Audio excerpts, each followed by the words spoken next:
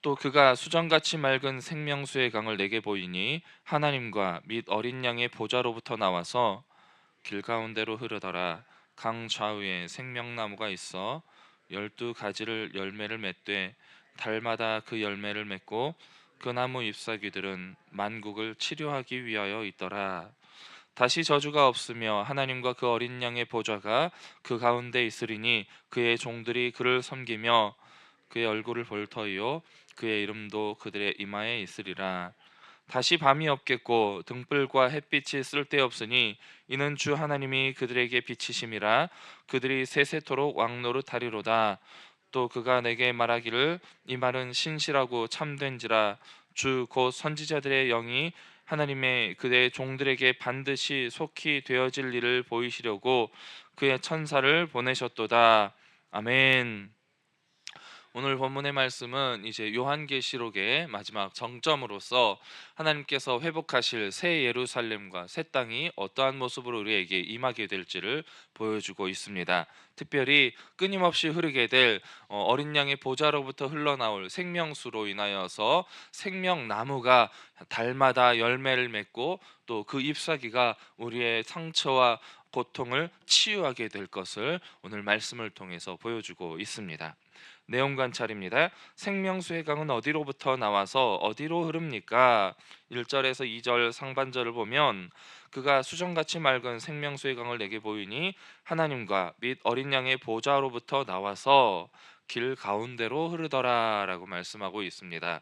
예수 그리스도의 보좌로부터 끊임없이 이 생명수가 우리에게 흘러넘쳐서 우리 가운데로 흐르게 되며 모든 사람들이 이 생명수의 생명을 함께 누리게 될 것을 우리에게 보여주고 있는 것이죠. 생명나무의 열매와 잎사귀는 어떤 역할을 합니까? 2절 하반절을 보면 강 좌우에 생명나무가 있어 12가지 열매를 맺되 달마다 그 열매를 맺고 그 나무 잎사귀들은 만국을 치료하기 위하여 있더라 라고 말씀하고 있습니다. 이 생명나무의 잎사귀는 우리를 치료하는 그러한 역할을 하게 되는데 상처, 겉으로 난 상처뿐만 아니라 마음의 상처와 우리 인생의 모든 아픔들과 고통들을 치료하고 회복시키는 그러한 능력이 이 생명나무의 잎사귀에 있다는 것을 보여줌으로써 우리에게 위로를 주는 말씀으로 주어져 있습니다. 연구와 묵상입니다. 요한이 생명수의 강과 생명나무를 반복적으로 강조하는 이유는 무엇입니까?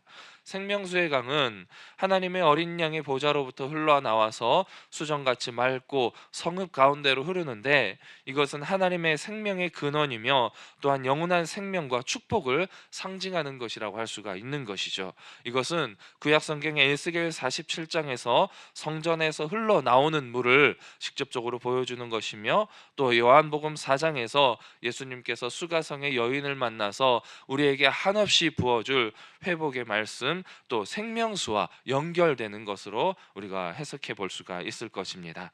또한 생명나무는 광 좌우에 있으며 12가지 과실을 맺고 달마다 열매를 내며 그 잎사귀는 만국을 치료한다고 말씀하고 있는데 이것은 영원한 생명과 치유와 회복을 상징한다고 할 수가 있습니다.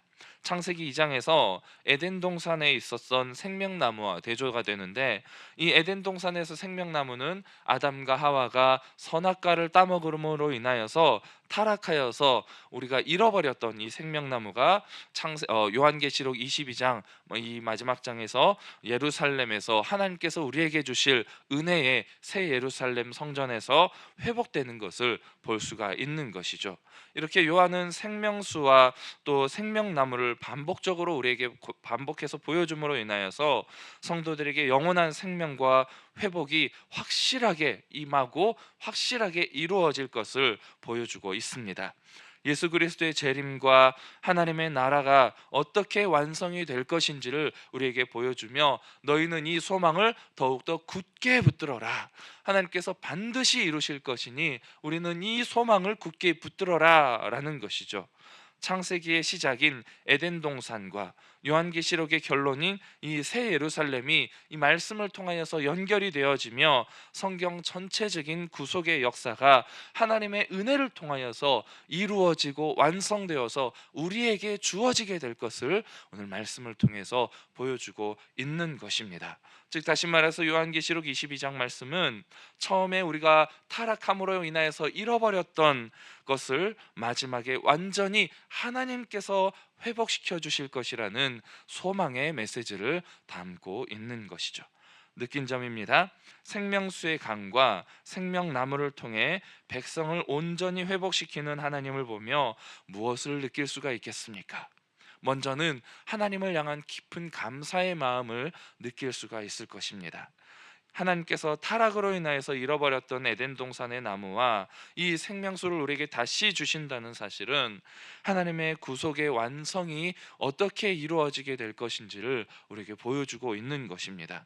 이것은 우리 인간의 노력이나 우리의 공로가 아니고 오직 하나님의 은혜와 하나님의 사랑으로 인하여서 이 회복이 이루어지고 또 우리에게 주어진다는 점에 있어서 얼마나 큰 감사가 넘치는 것인지를 우리는 다시 한번 깨닫게 되는 것이죠. 두 번째로는 이 말씀을 통하여서 소망과 위로가 우리에게 주어진다는 것입니다. 생명나무의 열매와 또 그 잎사귀가 만국을 치료한다는 이 말씀은 모든 상처와 모든 아픔이 하나님의 은혜로 인하여서 치유되고 회복될 것이라는 약속입니다. 비록 우리가 이 세상을 살아가는 동안 현재는 불완전함 속에서 고통을 느끼고 정말 괴로움과 아픔 속에서 살아가지만 결국 하나님께서 완전한 회복과 영원한 생명을 우리에게 주신다는 이 소망의 말씀이 우리에게 가장 큰 위로가 되며 오늘 하루를 살아갈 수 있는 힘과 능력이 된다는 것이죠. 마지막으로는 이 모든 소망과 기쁨과 감사를 주신 하나님을 향한 경외와 기쁨을 느낄 수가 있을 것입니다. 생명수의 강이 하나님과 어린 양의 보좌에서 흘러나오게 된다는 것은 모든 생명의 근원이 또 모든 치료와 회복의 근원이 우리 하나님께 있음을 우리가 볼 수가 있게 되는 것입니다. 하나님과 직접 교제하면서 그분의 임재 안에서 영원한 생명을 누리게 될 이 날을 소망하면서 바라보게 될 때에 우리는 하나님의 은혜와 하나님의 사랑을 향한 경외와 기쁨을 또 우리가 함께 느낄 수가 있게 된다는 것이죠. 결국 이 요한계시록 22장 말씀은 우리에게 하나님이 우리를 향한 사랑을 끝까지 포기하지 않으시고 결국 우리를 향한 완전한 회복을 이루어 주실 것이라는 메시지, 소망이 담겨 있는 것입니다. 이 사실을 우리가 오늘 묵상하게 될 때에 감사와 소망 그리고 하나님을 향한 경외가 자연스럽게 우리 마음속에서 우러나오게 될 줄로 믿습니다. 적용입니다. 최근에 내가 하나님께로부터 임한 회복의 은혜를 온전히 누렸던 적은 언제입니까?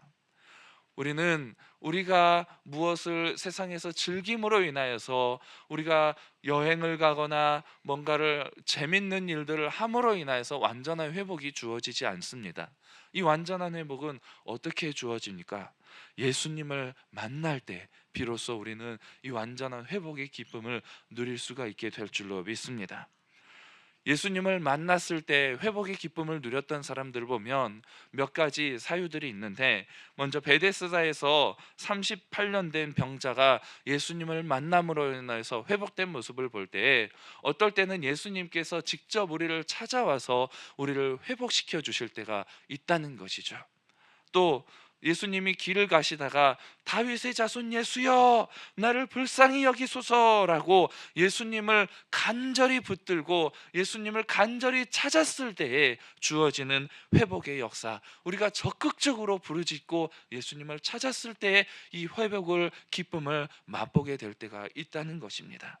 또 때로는 누군가가 우리에게 적극적으로 예수님의 은혜를 들려주고 전해주어서 우리가 다른 사람을 통하여서 예수님을 만나서 회복될 때가 있는데, 바로 친구들이 침상째에 누워있던 중풍병자를 침상째 예수님께 들고 와서 예수님에게 그를 보여주었을 때에 그들의 그 친구들의 믿음을 보고 이 중풍병자를 회복시켜 주었던 그러한 모습들을 볼 수가 있는 것이죠. 다양한 모습들을 통하여 통하여서 우리는 예수님을 만날 수가 있습니다. 때로는 예수님이 내 마음속에 찾아오셔서, 때로는 내가 적극적으로 부르짖어서 예수님을 만나고자 할 때에, 예수님을 찾을 때에, 또 누군가의 소개를 통하여서 우리가 이렇게 예수님을 만나게 되었을 때, 어떻게든지 우리가 예수님을 만나면 우리의 모든 아픔과 모든 고통과 모든 슬픔이 회복되고 치유될 줄로 믿습니다. 결단입니다. 하나님의 약속을 붙들고 회복의 은혜를 누리는 삶을 살아가기 위하여서 오늘 무엇을 실천하겠습니까? 먼저는 말씀 속에 기록되어 있는 하나님께서 주신 회복의 말씀들을 한번 찾아보셨으면 좋겠습니다. 예를 들어서 몇 가지 예시의 말씀을 드리자면은 에스겔 47장 1절에서 12절 말씀에 그가 나를 데리고 성전문에 이르니라고 시작되어서 그 성전물이 어떻게 흘러나오고 어디로 흘러가게 되었는지를 바라보면서 성전에서 흘러나온 물이 모든 생물들을 살리고 나무가 열매를 맺으며 잎사귀가 약재가 되는 이 요한계시록 22장의 말씀과 어떻게 연결되었는지 우리가 한번 돌아보는 것이죠. 스가랴 14장 8절 9절 말씀에 그날의 생명수가 예루살렘에서 솟아나 절반은 동해로 절반은 서해로 흐를 것이라, 이 말씀을 통하여서 예루살렘에서 솟아나는 이 생명수가 하나님의 통치와 회복을 상징한다는 것을, 또 오늘 요한계시록 22장의 말씀과 동일한 회복의 말씀으로 우리에게 주어지게 됐다는 것을 한번 돌아보고 살펴보는 것입니다.